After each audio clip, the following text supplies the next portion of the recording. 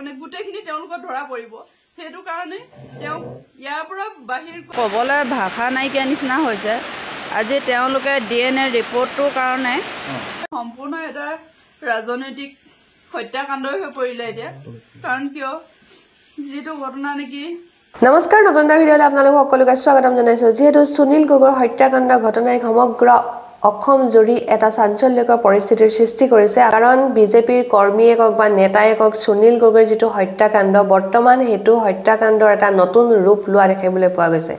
বৰ্তমান কোৱা গৈছে যে হেয়া জাহাংগীৰ আছিল সুনীল গগৈ নহয় আৰু যেহেতু সুনীল গগৈ বিশেষকৈ ঘৰৰ পৰিয়ালে হকাম নিকাম সকলোবিলাক কৰিলে গতিকে সুনীল গগৈ পত্নীয়ে তেখেতে এই ক্ষেত্ৰত কিন্তু ডাঙৰ কিছুমান মন্তব্য আগবঢ়াইছে আহক তেনেহলে তেখেতে কি মন্তব্য আগবঢ়াইছে মোৰ ভিডিওটোৰ জৰিয়তে আপোনালোকক জনাব চেষ্টা কৰিম গতিকে ভিডিওটো স্কিপ নকৰাকৈ হেকলৈকে চাই থাকিব সম্পূৰ্ণ এটা ৰাজনৈতিক হত্যাকাণ্ডই হৈ পৰিলে এতিয়া কাৰণ কিয় যিটো ঘটনা নেকি জয়ন্ত গোস্বামীৰ লগত হৈ আছিল তেওঁলোকৰ সকলোবোৰ এওঁ জীয়াই থাকিলে বা এওঁ জীৱিত হৈ থাকি ওচৰত থাকিলেও মানে গোটেইখিনি তেওঁলোকৰ ধৰা পৰিব সেইটো কাৰণে তেওঁ ইয়াৰ পৰা বাহিৰ কৰি তেওঁলোকে ৰখাই থৈছে নহয় তেওঁলোক হত্যা কৰিছে কাৰণ কিয় তেওঁ জয়ন্ত গোস্বামী সাক্ষী তেওঁই আছিলে সেইটো কাৰণে গোটেইবোৰ সম্পূৰ্ণ তথ্যখিনি ওলাই পৰিব বুলি ভয়তে তেওঁলোকে এই কামটো কৰিছে কাৰণ কিয় তেওঁ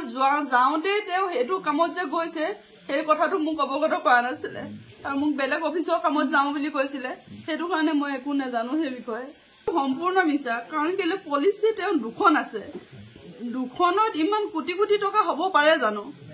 মই পাৰে বুলি মই ভবা নাই মই নাজানো বাৰু চোৱা নাই এখনত 18,000 ইখনত কিমান আছিলে মোৰ এতিয়া ইমান মনত নাই কিন্তু তেওঁ দুখন পলিচিত ইমান কোটি কোটি টকা হ'বগে পাৰে জানো আৰু কোটি টকাই হ'ল তেওঁ কোটি টকা পইচাৰ কাৰণে ইমান এটা কাম কৰি আছে তেওঁ সেই কোটি টকাটোৰ কাৰণে তেওঁ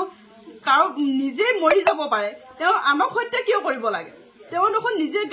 ইমান গাড়ী চলাই থাকে স্কুটাৰ চলাই থাকে তেওঁ ক'ৰবাত খুন্দা মাৰি দেখোন তেওঁ দেখোন সেইটো মৃত্যুবৰণ কৰিব তেতিয়াওতো আমি টকাটো পালোহেঁতেন তেওঁ কাৰোবাক হত্যা কৰিব লাগে নেকি এইটো এটা সম্পূৰ্ণ ষড়যন্ত্ৰ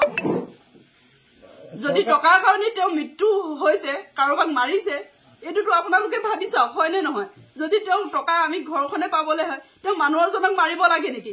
গাড়ীখনো দেখোন এক্সিডেণ্ট কৰি দিব পাৰিলেহেঁতেন তেওঁ এজনলৈ ফোন কৰোঁতে বেংক মেনেজাৰক নেপালো কিন্তু বেলেগ এজনলৈ ফোন কৰোঁতে তেওঁলোকে bank account number phone number সলোৱাটো গম নাপাওঁ বুলি কৈছে সলোৱা নাই বুলি কৈছে আমাক কিন্তু বেংক মেনেজাৰক নাপালো ফোনত তেওঁ